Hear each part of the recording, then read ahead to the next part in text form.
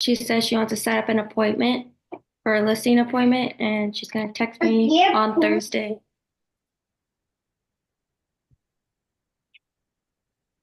Exciting. That was not an easy call to make, was it? You're kind of nervous. You did it anyways, which I'm proud of. Yeah, it was hard for me because so what do you do in those situations when the comps are just new builds and it's nothing? Your new builds are your competition, not so much your comps in sales. I tend to ask myself, if I'm a buyer, what would I prefer? This home done at this price or a new build? If the answer is new build, keep dropping the price.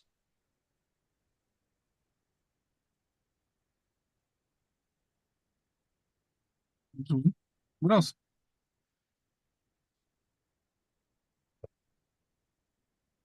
I got a nice big bag of fresh pork chicharrones from the carniceria. There you go. They're so good. You're gonna make some salsa. My mom used to put those in like salsa and like she used to put like potatoes in it. I So don't even know good. what that is, but it sounds good. Yeah. I'm closing today on a buyer who I worked with for a couple months and they were getting a little discouraged, but we finally found them something and it was a really, really smooth transaction. And they were the type of people that were like cautious about everything.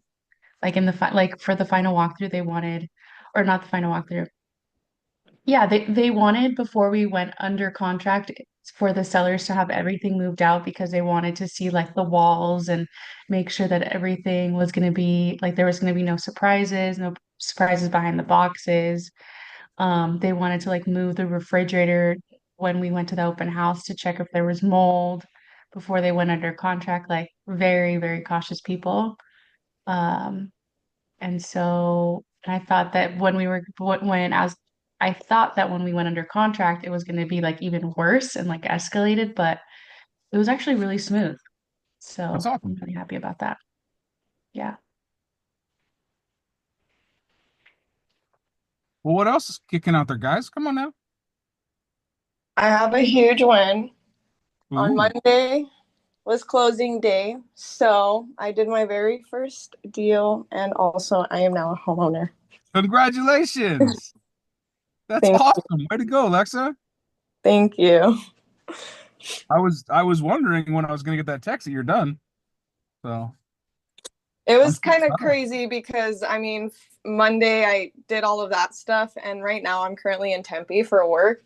So like it was a perfect day for me, but like after that it was like, okay, I got to home and like pack. I got shit to do. Yeah. Well, that's awesome. If you need help, let us know. So I do have two questions. One the DA, and then for the closing, all that paperwork that I need to get together to upload onto Command. okay, let's talk after this. Sounds good. Yeah, because that's a long conversation about things, but we'll get you settled out. Sounds good. Thank you. All right. Anything else kicking around? Going once? Going twice? How was yesterday? Sorry, I wasn't here for you guys. I heard it was a pretty good call though. That was good. Thanks, Jim, for the slides and Christina for sending them to me. There you go. I want to see Dan's finished project of his buyer and seller programs. You want to see the latest rendition? I do. I shared a couple slides of mine yesterday. Okay, well you guys you're about to see something. This is version 7. You heard that right, 7, and it's still not done right. So the cover first, we're using this just a placeholder until I get a team photo done. Then you go into the cost of selling, understanding the NAR changes and settlement stuff. Go into pricing. You guys look familiar? Huh? We've talked about the fish strategy and pricing. If you don't know what that is, then you probably should take note. That's a fantastic visual to give your sellers.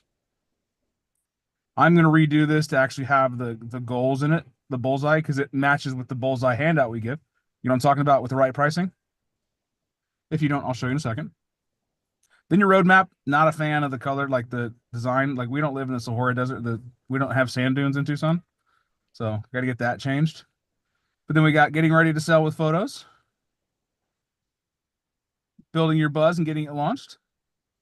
A couple of changes on this. You did put a buyer and seller one into one. This is just the seller's package. Oh, okay.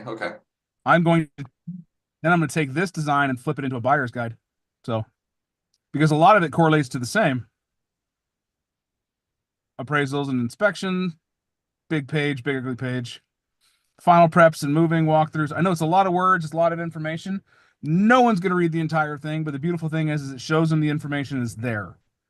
And they can go through it. Two things they're going to look at. They're going to look at this and these. That's all they care about. Yeah, I like that. But this is more so the delivery item of giving it to them, because if they can go back and say, "Oh, he did tell me that. It is in the guide." So The second and third testimonial look like the same person.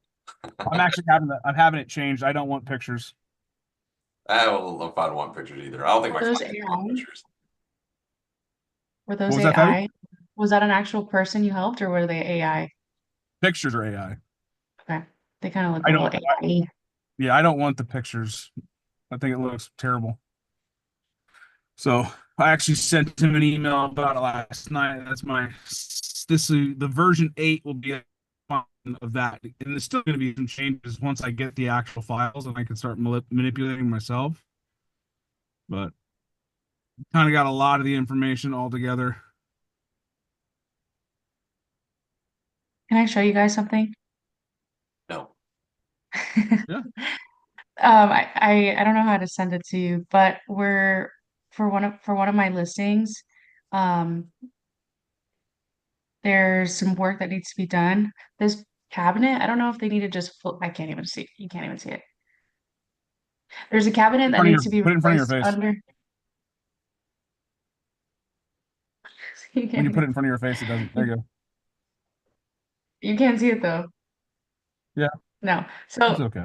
in the kitchen, the It's not cabinet a underneath cabinet. the sink, it looks like there's some damage to it, and we're looking to just like repaint it or tear it out, or the owner doesn't have a lot of money to play with for repairs on stuff. So kind of lipstick on a pig here with cabinets. How are you guys like?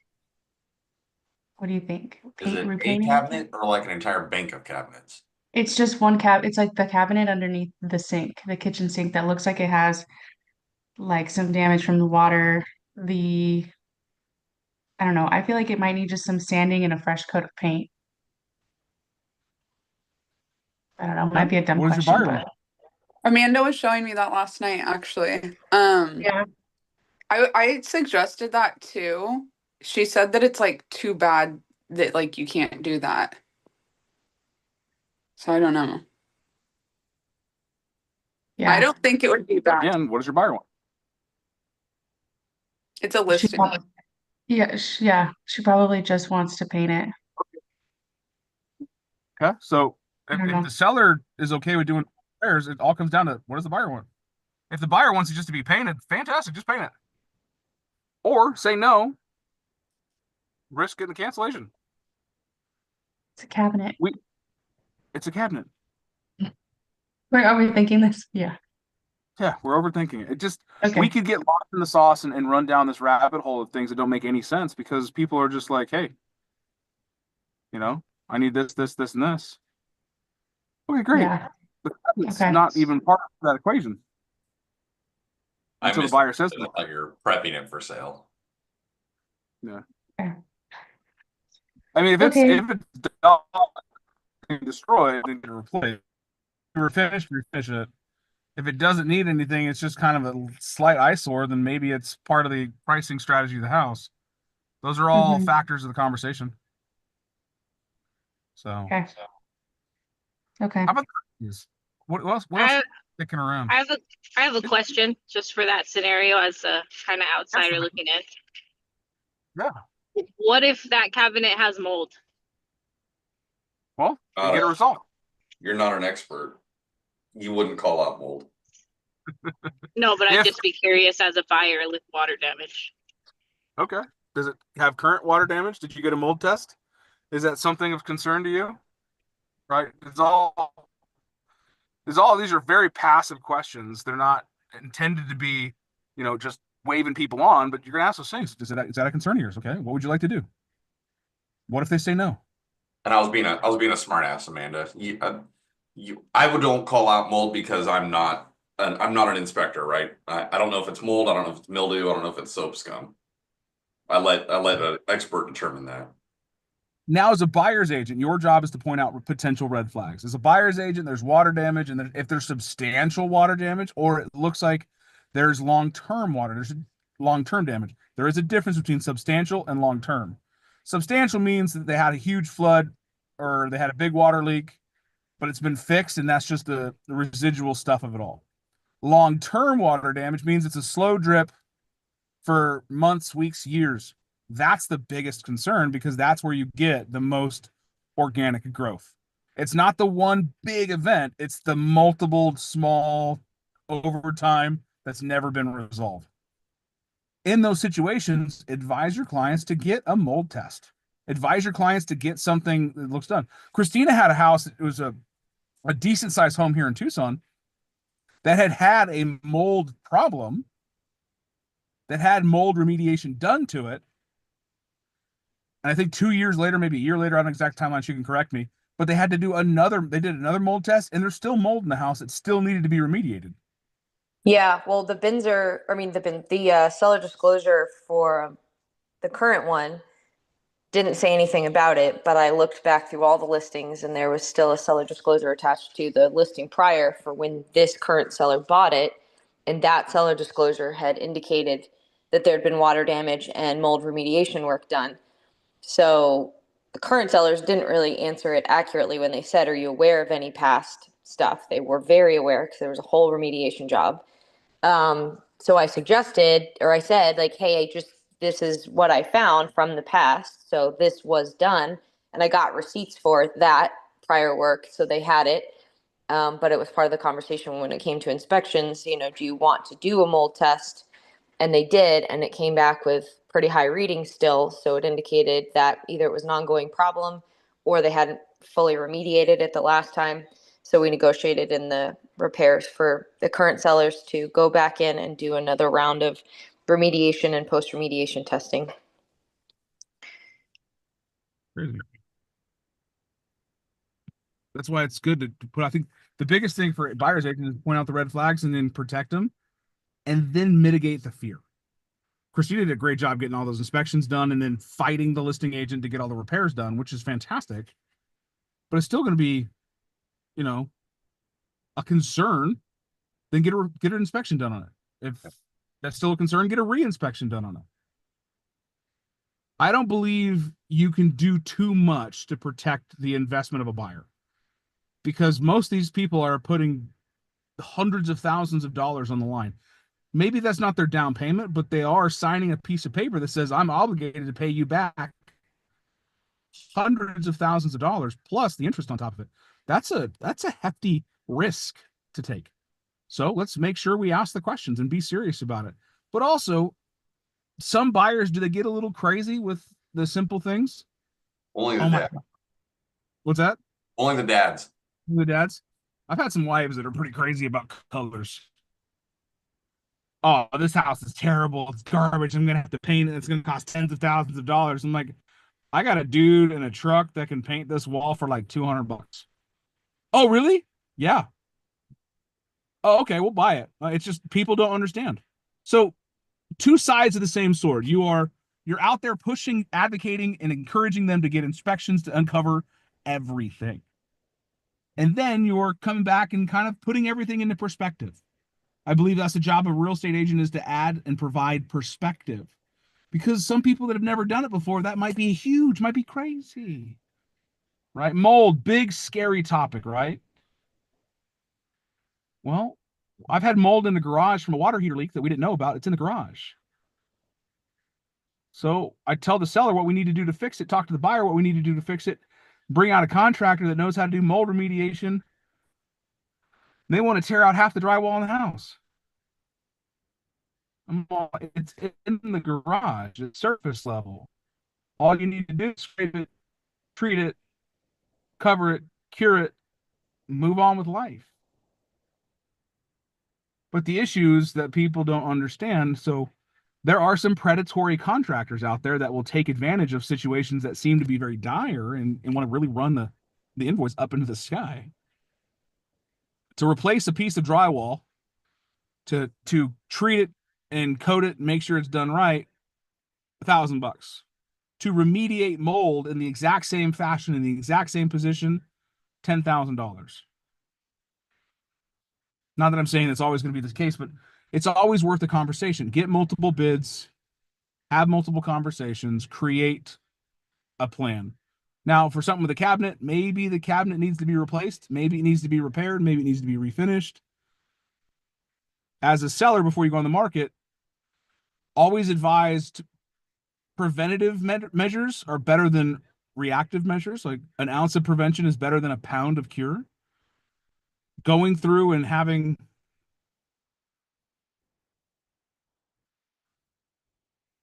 an idea of what needs to be fixed and getting it done now is probably going to save them 10 times that in the future. I'm doing that with a seller right now with mold as well. He had found like water penetration, and then he found mold on the carpet. So we had the same mold company from the other house with my buyers come in and do some tests so we could kind of see what the levels were, what we were dealing with, and then do remediation before we were even listing. So it's like, it's going to just be done, tackled. We'll have receipts, we'll have post remediation testing, good to go, so that we don't hopefully put ourselves in a situation where the buyer thinks they've got more negotiating power. We're just eliminating that right out of the gate.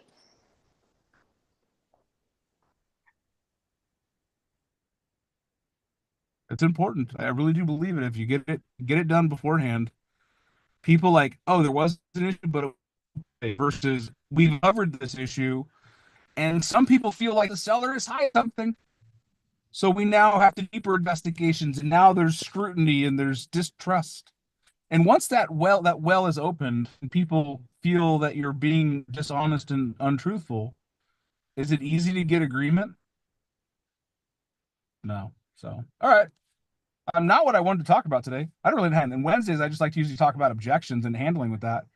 But I think there's a lot of objections around working on inspections and getting repair requests done.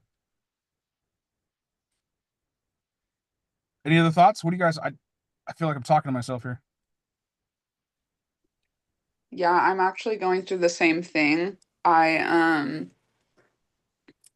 I got several inspections done for my buyers, and one of them was a plumbing inspection because we noticed that the sewer line was cast iron and it had some roots on it and also scaling. So we got an additional inspection done by a plumber to give us an estimate.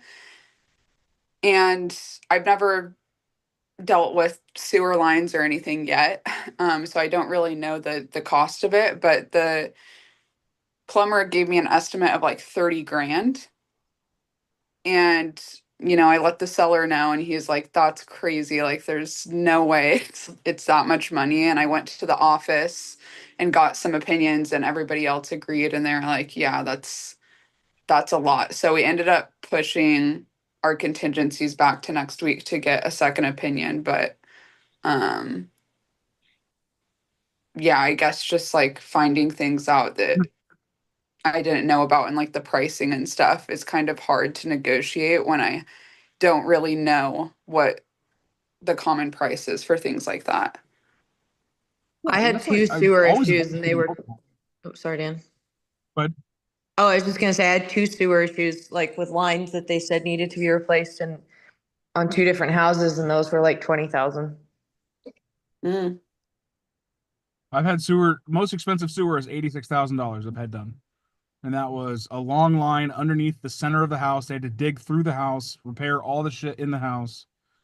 However, not all of them are going to be that serious, and not all of them need that when, again, go back to the premise of these contractors are out there looking for work. Mm-hmm. You got to add that perspective to your clients on both sides and say, look, they're looking for work. They're going to come out here and find a reason to justify work. Some companies are easy, they're trustworthy. You can say, you know what, this guy, he always tells me like it is. And other companies, you're like, wait a second. 5 of the other companies said it just needs to be repaired. Yours says it needs to be replaced. As a buyer's agent, I would go with the more serious one because it's going to help protect your buyer more. As a listing agent, I would question that because you're like, wait a second. 80% of the people that said it needed to be replaced or repaired, and only 20% need to be replaced. What is it? I'm only going to do a small repair. I'm not going to do a full replacement. But if you've never done this type of work before, if you've never experienced quoting from a mold remediation, pipe refinishing, or what do they call the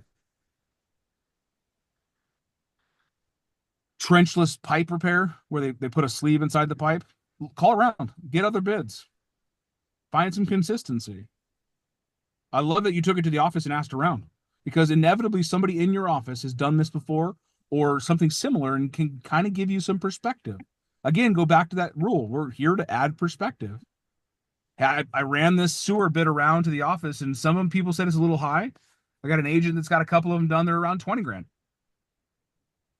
So just my 2 cents. That's what I told them. And luckily the seller is like super chill. He's also the listing agent too. And he was like, I want to make sure your buyers feel comfortable and, feel like we didn't like do a fast flip or anything like that because it's remodeled. And so he was like, if you don't mind, we could push back contingencies a week so I could just make sure the price is fair and get it bidded out a little bit more. So it all worked out. But I'm just thinking, there's a few other little things that they were wanting to request. Like, of course, the termite guy said that it should get fumigated even though there's no active termites, just as a preventative thing, and that's like $4,000.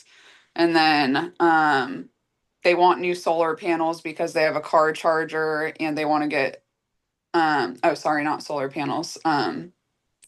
Just like electrical panels because they want a new car charger and they also want to put solar panels in. And then now we have the sewer issue. So I'm thinking next week, obviously I'll see after we get the quote and I find out how many credits are allowed. But I think I might just advise them to take as many credits as possible as we could get, because it's probably, the sewer line's probably going to exceed the cost, or exceed the credit that they're allowed to get. So in lieu of a credit, they could also do. Okay, so don't do. Go ahead, Jim.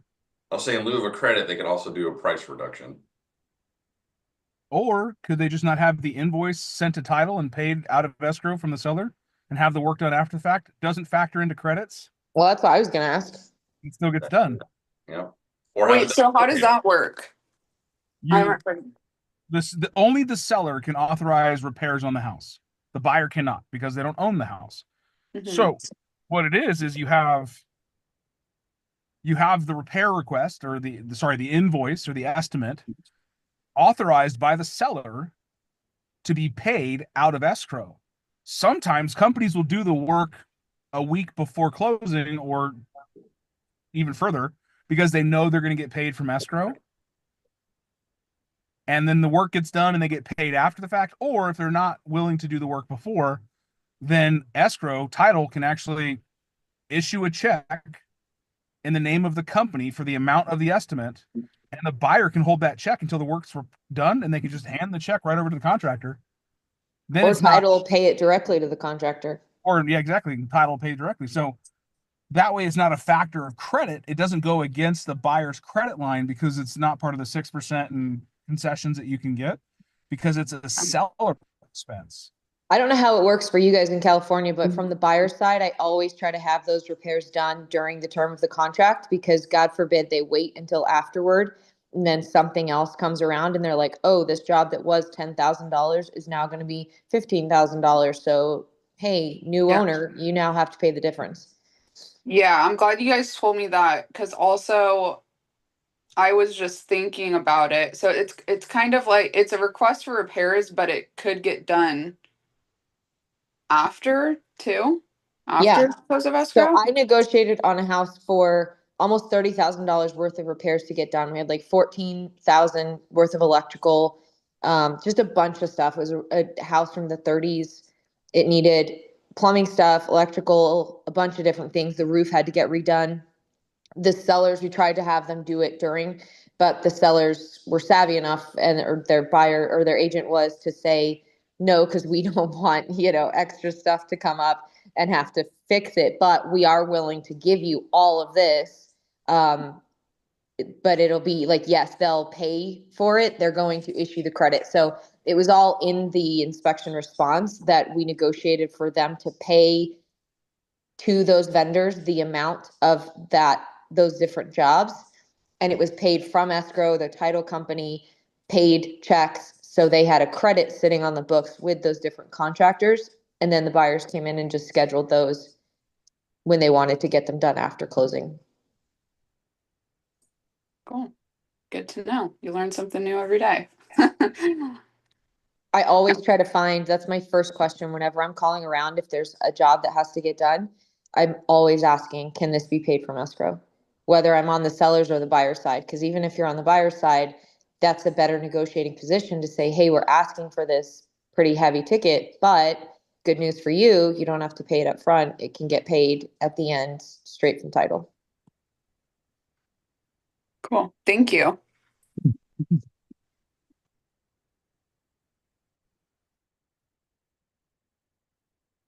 I'm curious as to why they want to fumigate with no evidence of. That makes no sense. I've never heard that. No, literally same. And actually I have another question that this might help other people out too. First off, yeah, there's no active termites. They literally got a termite inspector out there and put orange oil like locally in some spots, but they also have a 2-year warranty that carries over to the buyers if they find any evidence of termites. But the inspector that I had on our side still was like, I mean, I always suggest that you should fumigate. Like, even though they got it treated a couple weeks ago, like, we should still fumigate it. And it's like $4,000. And so my buyers are like, yeah, we think that we should listen to the termite inspector. And I'm just like, of course I'm going to do what my buyers want and like ask for what my buyers want. But also I'm like, we have a 2-year warranty and there's no active termites right now. But the question that I was going to ask is, they mentioned something about VA requiring a fumigation, which I've never heard of, which I was going to look into today. But They require a clear termite report. So if you have a clear termite report and there's no evidence of termites, then you are good to go. okay. Good to go. The requirement there. So great conversation today, guys. Let's keep that stuff going. I'll see you guys in the morning. Tomorrow, let's have a conversation around sellers' objections, shall we? I want you guys to get in the mindset of helping people navigate pricing changes and improvements in the marketplace, because 78% of houses are starting to see price adjustments, which means that we're not doing the right job up front. All right, any thoughts, comments, questions before I kick you out of here? Again, thank you to all you for showing up yesterday in my stead. Some good stuff coming, and I'm excited to share it once I can. I'll just give you Thanks, guys. 6 pillars of